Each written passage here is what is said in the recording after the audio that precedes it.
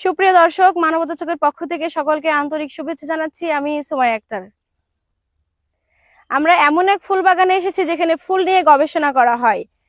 আপনারা দেখছেন পেঁয়াজের ফুল। এই ফুল দিয়েই পেঁয়াজের বীজ তৈরির গবেষণা করা হয়। আমরা বিস্তারিত জানাবো, আপনারা মানবতা চোখের সাথেই থাকুন। মেহেরপুর জেলায় বিভিন্ন ধরনের ফসল উৎপাদন হয়ে থাকে, বিশেষ করে সবজি, তেল ও ডাল জাতীয় ফসল। পাশাপাশি মশলা জাতীয় ফসল হিসেবে হলুদ, মরিচ, আদা, পেঁয়াজ ও রসুনের আবাদ কম বেশি হয়ে থাকে।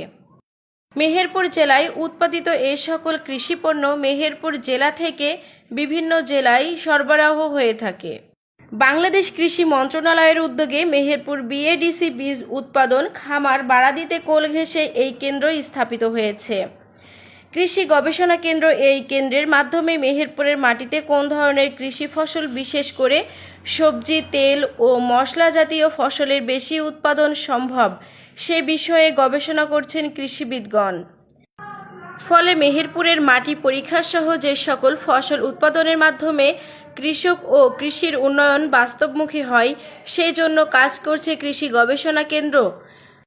এদের আয়োজনেই মশলা জাতীয় ফসল পেঁয়াজের উৎপাদন বাড়াতে পেঁয়াজ বীজ তৈরির পরীক্ষামূলক আবাদ অব্যাহত রয়েছে।